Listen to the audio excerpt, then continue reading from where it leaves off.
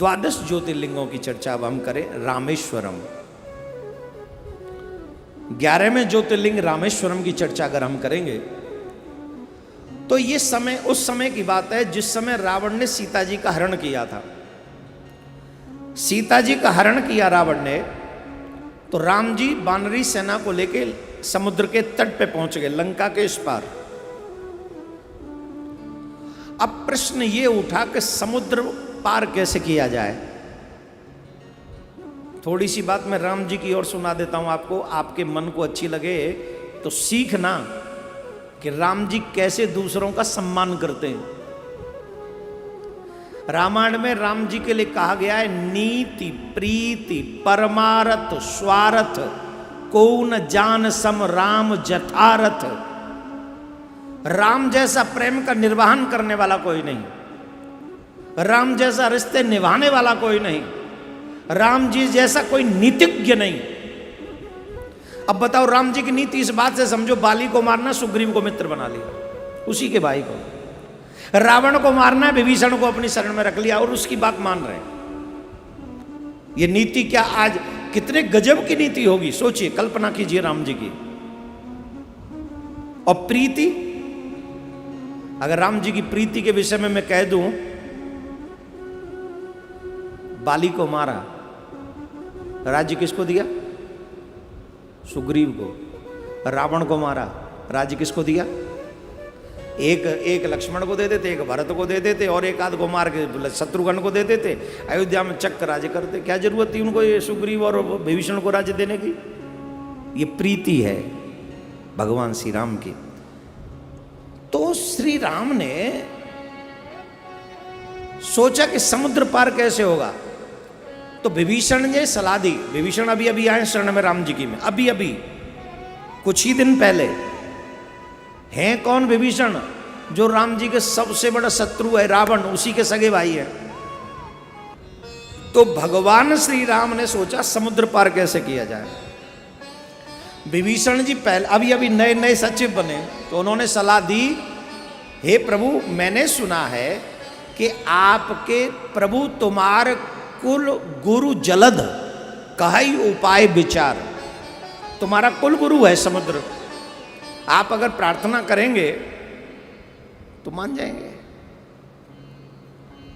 मंत्र न ये लक्ष्मण मन भावा।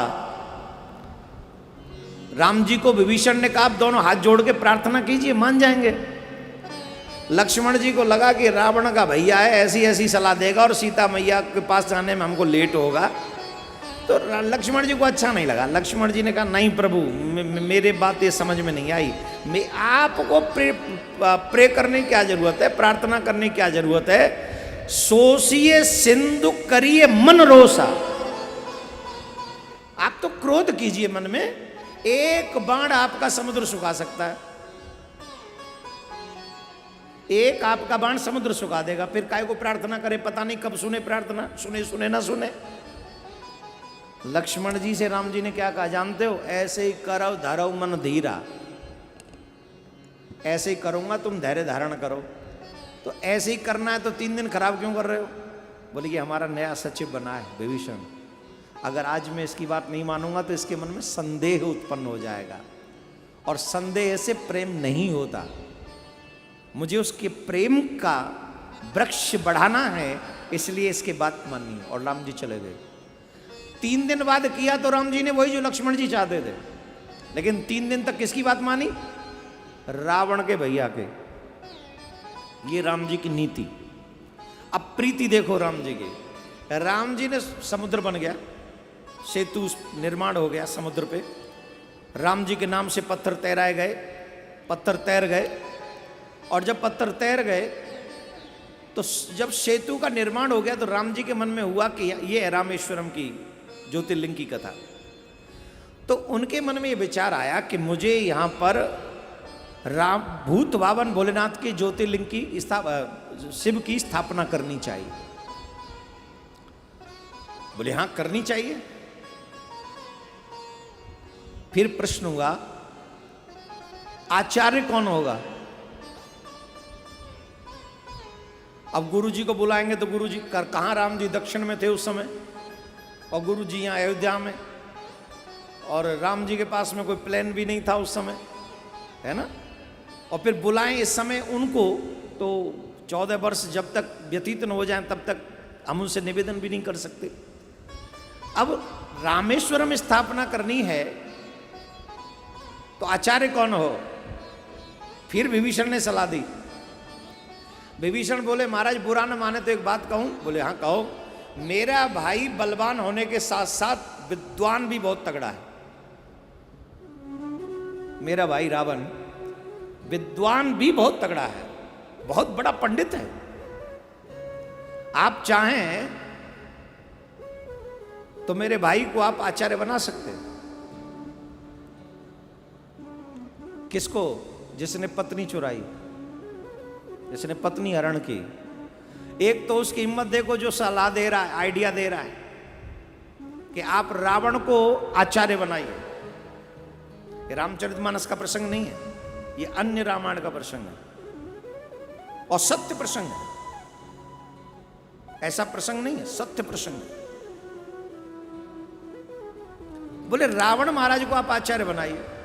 राम जी बिना झिझक के बोले मैं तो निमंत्रण दे दूं उनको आचार्य पद का।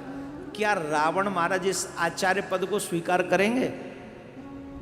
भाई चाहे मैं इस बात को भूल जाऊं थोड़ी देर के लिए कि वो मेरे शत्रु हैं, पर उन्हें तो यह याद ही रहेगा ना मैं उनका शत्रु हूं। विभीषण का भी कॉन्फिडेंस गजब का था। विभीषण बोला मैं जितना अपने भाई को मानता हूं या जानता हूं, आप जब निमंत्रण भेजेंगे अस्वीकार नहीं करेगा। आप जब मेरे भाई को निमंत्रण भेजेंगे तो वो अस्वीकार नहीं करेगा। अच्छा हाँ ठीक। कौन जाएगा? अब रावण को निमंत्रण देने भी तो कोई स्ट्रांग पर्सनालिटी जानी चाहिए ना। ऐसा वैसा तो ना चला जाए, ऐसा जाए जिसका रिस्पेक्ट रावण करे। तो उन्होंने कहा कि रावण महाराज को निमंत्रण देने का काम एक ही कर सकते हैं, जामवंत जी। ये भी ब्रह्मा जी के पुत्र हैं और हमारा वंश भी वहीं से उत्पन्न है, तो इनका आदर करेंगे वो। जामवंत जी जाने लगे कि ठीक है हम निमंत्रण दे के आएंगे, हमें क्या परेशानी है। तो गए, वो जाने लगे। लक्ष्मण जी ने कहा सुनो, ये प्रभु जी तो बड़े दयालु हैं, आपको कह दिया जाओ, पर जा तो आप शत्रु की नगरी में रहे हो। बोले नहीं नहीं कोई बात नहीं, अभी बाजू थकी नहीं है हमारी, हम अकेले भी काफी हैं। जामवंत जी साधारण आदमी नहीं थे, बहुत बलवान थे। बोले नहीं नहीं फिर भी आप शत्रु की नगरी में जा रहे हैं, एक बात कहता हूं ध्यान से सुनो। बोले क्या? अगर आपको वापस आने में 2.5 घड़ी से ज्यादा लगे, लक्ष्मण जी कह रहे हैं आपको वापस आने में 2.5 घड़ी से ज्यादा लगे, तो मैं अग्निबाण लेके बैठा हूं समुद्र के इस पार। कहां? समुद्र के इस पार, लंका उस पार है। आप 2.5 घड़ी से विलंब हुआ तो मैं बाण चला दूंगा, अग्निबाण, और लंका रावण सहित जलकर भस्म हो जाएगी। अब बोले प्रभु आपको आवश्यकता नहीं पड़ेगी इसकी, मैं जाऊंगा और आ जाऊंगा। जामवंत जी गए। रावण को सभा में पता चला कि जामवंत जी आए हैं। विद्वान तो था ही, रामादल से आए हैं तो कोई संदेश लाए होंगे। तो वो खुद गया द्वार पर उनका स्वागत करने, वेलकम करने। लेकर आया, अच्छे सिंहासन पर बैठा ला, पूजन किया, आदर किया, पूछा बताइए मैं आपकी क्या सेवा करूं, आप कैसे आए? जामवंत जी ने कहा मुझे भगवान श्री राम ने भेजा है, और भेजा एक विशेष पर्पस से है, उद्देश्य है। क्या? बोली उद्देश्य यह है कि भगवान श्री राम समुद्र के उस पार भगवान भोलेनाथ की स्थापना करना चाहते हैं। इसके लिए उन्हें आचार्य चाहिए, तो आपको आचार्य पद पे नियुक्त करना चाहते हैं। पूरी सभा आश्चर्यचकित हो गई। रावण को आचार्य? बोले हां आपको। पहले रावण ने कहा अगर मैं, ये तो मेरे ऊपर है ना, मैं स्वीकार करूं कि नहीं। बोले हाँ आप ही के ऊपर है। पर एक बात बताओ, आप शत्रु की नगरी में आए हैं, अगर मैं आपको बंदी बना लूं तो, अरेस्ट कर लूं तो? हाँ बोले कर लो, अवश्य कर लो। पहली बात तो आप इतने बलवान नहीं हो कि मुझे अरेस्ट कर सके, मैं ही पर्याप्त हूं। दूसरा एक और बात सुन लो, लक्ष्मण जी समुद्र के उस पार अग्निबाण लेके बैठे हुए, अगर 2.5 घड़ी से विलंब से मैं पहुंचा तो वो अग्निबाण लंका पे छूटेगा और लंका जल के स्वाहा हो जाएगी। समझ में आ गई? रावण बोले शत्रु बुद्धिमान है, ऐसा ही नहीं। बोले ठीक है आप जाओ। बोले मैं महाराज भगवान श्री राम को क्या जवाब दूं? आप वो पद स्वीकार कर रहे हैं कि नहीं? सब लोग सभासद कह रहे थे मत स्वीकार कीजिए, रावण ने कहा मैं स्वीकार करता हूं। बोलो राधे राधे। रावण ने आचार्य पद स्वीकार किया। जामवन जी आ गए, राम जी को संदेश दे दिया। कुछ ही देर बाद में रावण भी विमान में सवार होकर समुद्र के इस पार आया। और जब रावण समुद्र के इस पार आया तो देखिए राम जी की कितनी दयालु स्वभाव मेरे राम जी का है। मेरे राम जी पैदल चलकर अपने आचार्य का स्वागत करने, आज कौन इतनी परंपरा निभाएगा? गुरु माता पिता को छोड़ो, आपसे बड़ा कोई भी सम्मानीय व्यक्ति आए आपको खड़े होकर उसका आदर करना चाहिए, ये आपकी संस्कृति है। और ये कौन सिखा रहे हैं? जिन राम का हम लोग ढिढोरा पीटते वो राम जी सिखा रहे हैं। रावण शत्रु छोटा मोटा नहीं है, राम जी की पत्नी चुरा के हरण करके ले जाने वाला शत्रु है। और व्यक्ति संपत्ति की चोरी भूल सकता है लेकिन पत्नी को कहे हुए 2 शब्द नहीं भूल पाता जीवन भर। सबसे बड़ा शत्रु मानता है जो स्त्री पर कटाक्ष करे उसे, वो तो उठा ही ले गया था, हरण ही कर ले गया था। ऐसे शत्रु, क्योंकि रावण ब्राह्मण है, वो क्षत्रिय हैं, उनका आदर करना है क्योंकि वो आचार्य पद पे आए हैं। इसलिए राम स्वयं पैदल चलकर रावण का स्वागत करने के लिए गए।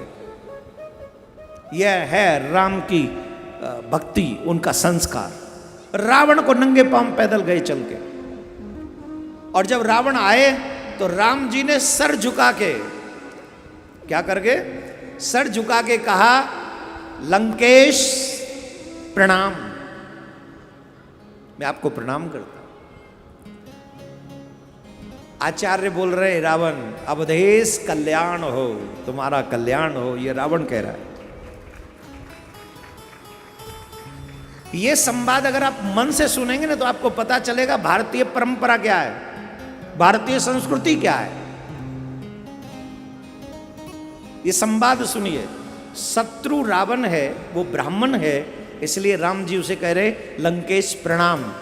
अब शत्रु चाहे राम क्षत्रिय है पर ब्राह्मण को प्रणाम कर रहा है, इसलिए ब्राह्मण कह रहा अवधेश कल्याण हो। ये साधारण बात नहीं है। कौन चाहेगा मेरे शत्रु का कल्याण हो? बोलो।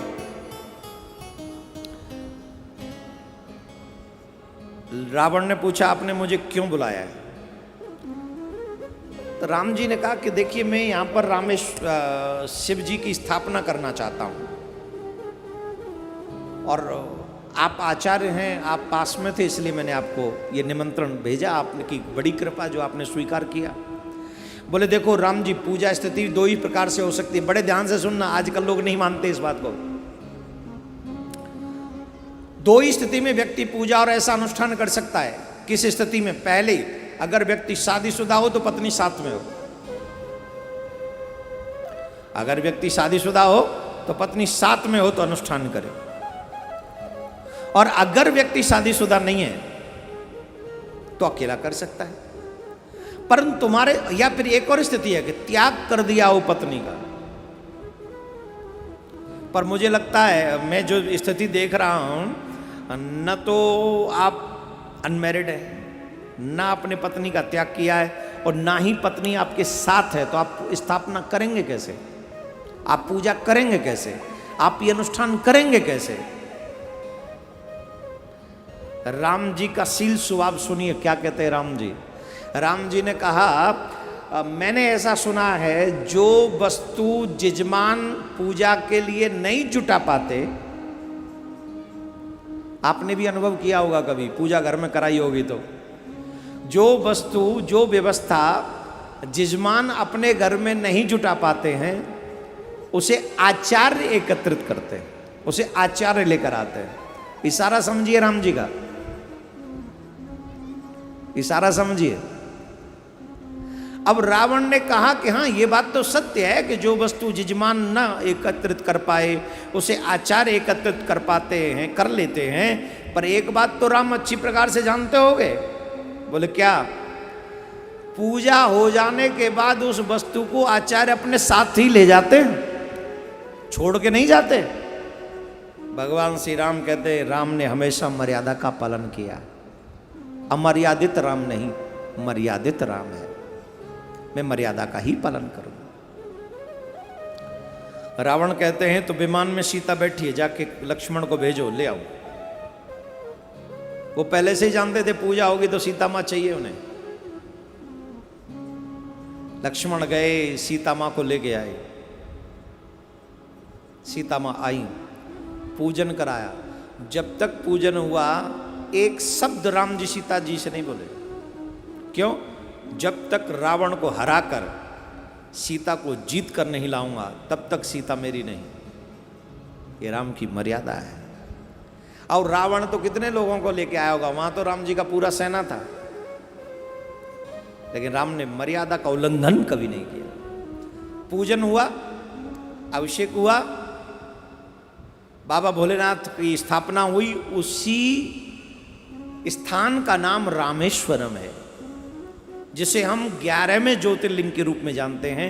इसकी स्थापना रावण ने करवाई भगवान श्री राम के द्वारा। बोले रामेश्वर ज्योतिर्लिंग की जय।